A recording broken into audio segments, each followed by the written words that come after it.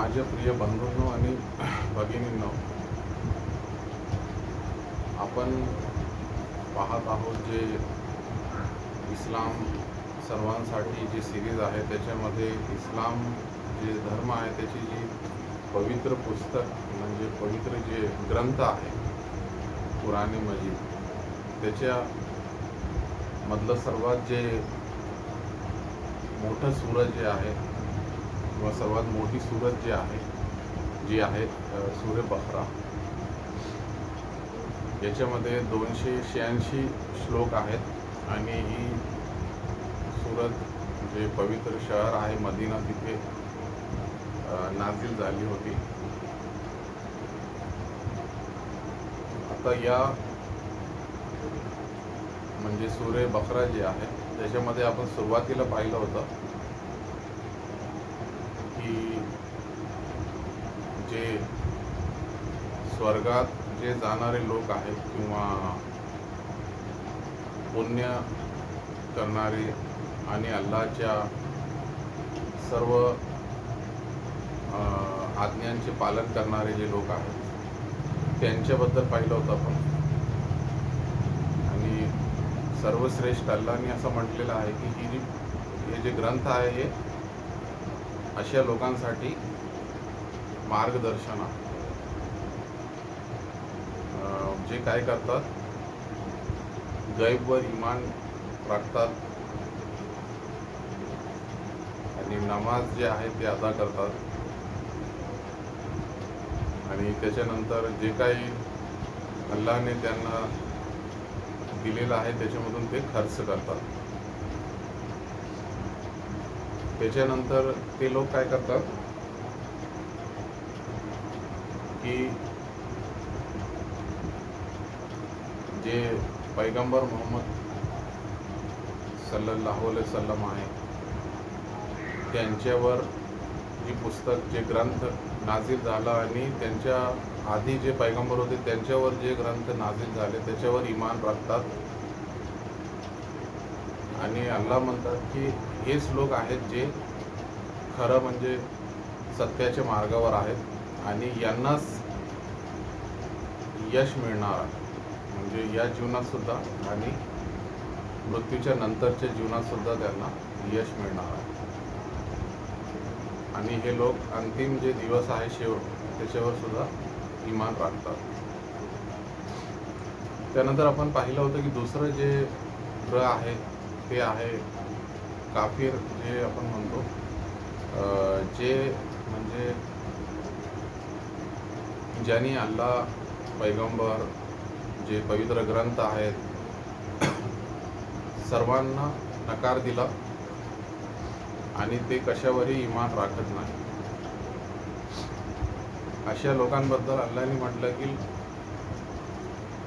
या लोकांनी त्यांच्या जिद्दीमुळे, हट्टीमुळे असं केलं किंवा असं करत होते आणि त्याच्यामुळे अल्लाहने काय केलं, त्यांच्यासाठी जे सत्याचं जे मार्ग होतं ते नेहमीसाठी बंद करून टाकले.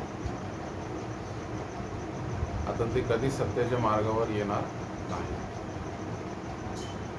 त्याच्यानंतर आपण बघितलं होतं जे तिसरं जे समूह आहे सर्वात जे खतरनाक, हानिकारक आहे तो आहे मुनाफिकीन, म्हणजे मुनाफिक जे म्हणतो आपण किंवा दांभिक लोक जे आहेत. हे लोक काय करत होते, खोटं बोलत होते की आम्ही ईमान राखतो अल्लाहवर आणि अंतिम दिवसावर, पण अल्लाह म्हणतात की हे लोक ईमान राखणार नाही किंवा इमानधारक नाही. आणि त्यांना असं वाटत होतं की ते अल्लाहला आणि इमानधारकांना धोका देऊ लागले, पण अल्लाह म्हणतात की ते स्वतःला धोका देऊ लागले पण त्यांना याची जाणीव नाही. त्याच्यानंतर म्हटलेलं आहे की हे जे आहे एका प्रकारचा रोग आहे त्यांच्या हृदयात. जसं काफिरांबद्दल म्हटलं होतं की अल्लाहने त्यांच्या हृदयावर आणि कानांवर मोहर लावलेली आहे आणि त्यांच्या डोळ्यांवर पडदा पडलेला आहे. तरी त्यांच्यासाठी खूप म्हणजे मोठी यातना, मोठा अजाब आहे. यांच्याबद्दल म्हटलेलं आहे की त्यांच्या हृदयात एका प्रकारचं आजार आहे आणि त्याला अल्लाहने अजून वाढवलं आणि त्यांच्यासाठी खूप दुःखदायक अजाब आणि यातना आहेत, कारण ते खोटं बोलत होते. म्हणजे आतून काहीतरी वेगळं आणि बाहेरून काहीतरी वेगळं. त्याच्यानंतर अल्लाहने म्हटलं होतं, आपण पाहिलं होतं की जर त्यांना असं म्हटलं की जमिनीवर धरतीवर जे अपराध आहे ते पसरवू नका, तर ते काय म्हणत होते, आम्ही तर शांतता पसरवू लागलो. पण अल्लाहने म्हटलं की नाही, हे लोक खोटं बोलत आहे, हेच लोक आहे जे धरतीवर अपराध पसरवू लागले. त्याच्यानंतर आपण पाहिलं होतं की जेव्हा त्यांना असं म्हटलं जातं की तुम्ही सुद्धा इमान राखा, जसं बाकीचे जे लोक आहेत त्यांनी इमान ठेवलं किंवा राखलं, तर ते काय म्हणायचे की आम्ही त्या लोकांसारखं इमान राखायचं जसं की मूर्खांनी इमान ठेवलं, मूर्खांनी केलं, असंही म्हणायचं. आणि त्याच्यानंतर हां, आणि असं म्हणजे ते मूर्ख असं ते म्हणायचे. आणि अल्लाहने काय म्हटलं की हेच लोक मूर्ख आहेत, पण यांना त्याची जाणीव नाही. आणि ते काय करायचे, जेव्हा इमान राखणाऱ्यांच्या सोबत बसायचे तेव्हा म्हणायचे की आम्ही तुमच्यासोबत आहोत, आणि जेव्हा ते एकटे असायचे म्हणजे दुसऱ्या म्हणजे दांभिक लोकांच्या सोबत, तेव्हा ते काय म्हणायचे त्यांना की आम्ही तर तुमच्यासोबत आहोत, पण आम्ही हे जे इमानधारक लोक आहेत त्यांच्यासोबत काय करू लागलो, थट्टा आणि मस्करी करू लागलो. याच्यावर आता आपल्याला पाहायचं आहे आज जे श्लोक नंबर 15, 16, 17 आणि 18 आहे, त्याच्यामध्ये अल्लाहने म्हटलेलं आहे की अल्लाह जे आहे सर्वश्रेष्ठ, तो त्यांच्यासोबत थट्टा आणि मस्करी करतो. आणि त्यांचं हे जे विद्रोह आहे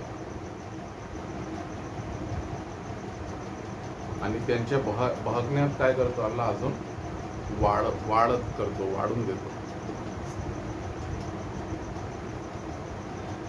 आणि त्याच्यानंतर अल्लाहने म्हटलेलं आहे की या लोकांनी काय केलं, स्वतःच्या जिद्दीमुळे आणि हट्टीमुळे काय केलं की मार्गदर्शनाच्या मोबदल्यात या लोकांनी काय केलं, भ्रष्टतेला खरेदी केलं. पण यांचा हे जे व्यापार आहे, याला अल्लाहने व्यापार म्हटलेला आहे की मार्गदर्शनाच्या मोबदल्यात त्यांनी काय खरेदी केलं, भ्रष्टतेला खरेदी केलं. तर हे जे व्यापार त्यांनी केला, हे असा व्यापार आहे की त्यांना कोणताही फायदा त्यांना किंवा त्यांचं व्यापार हे फायदेशीर ठरलं नाही. आणि ते मार्गदर्शन जे आहे ते प्राप्त करणारे लोक सुद्धा झाले नाही. आणि त्याच्यानंतर म्हटलेलं आहे की अशा लोकांचं एक उदाहरण अल्लाहने दिलेलं आहे की हे जे लोक आहे यांचं उदाहरण एक अशा माणसासारखं आहे ज्यांनी काय केलं, आग पेटवली.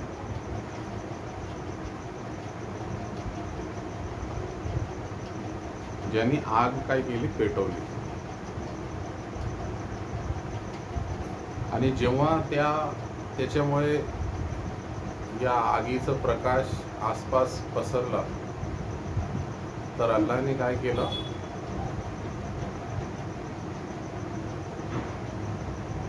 त्यांचं प्रकाश जे आहे ते हिरावून घेतलं. आणि आता या लोकांची अवस्था कशी झाली आता हे, आणि त्यांना अंधारात किंवा काय म्हणतो बघण्यासाठी सोडून दिला होता. आणि आता त्यांना काही सांगितलं तर ते त्यांना दिसत नाही आता, म्हणजे अंधारात किंवा प्रकाश नसल्यामुळे त्यांना काही दिसत नाही. आणि अल्लाहने श्लोक नंबर 18 मध्ये म्हटलंय की हे लोक जे आहे ते मुके आहेत आणि बहिरे आहेत आणि आंधळे पण आहेत. म्हणजे जसं एखाद्या मुक्या आणि बहिऱ्या आणि आंधळ्या माणसाला काहीही म्हटलं, काहीही दाखवलं तर त्याला दिसत नाही, ऐकू येत नाही आणि बोलता सुद्धा येत नाही त्याला, अशी अवस्था झालेली त्यांची. आणि अल्लाह म्हणतो आता ते सत्याच्या मार्गावर कधीच परतणार नाही. असं हे आजच्या व्हिडिओमध्ये आपण पाहिलं की या श्लोकांमध्ये काय संदेश दिलेला आहे. तर असंच आपण पुढचे जे काही श्लोक आहेत ते पुढच्या व्हिडिओमध्ये बघू. व्हिडिओला जर आपण सबस्क्राईब केलं नसेल तर सबस्क्राईबचं बटन दाबा, जेणेकरून तुम्हाला असेच व्हिडिओ वेळेवर मिळतील. आणि मग आपण आज इथेच थांबू आणि पुढचे जे श्लोक आहे तर ते आपण पुढच्या व्हिडिओमध्ये बघू.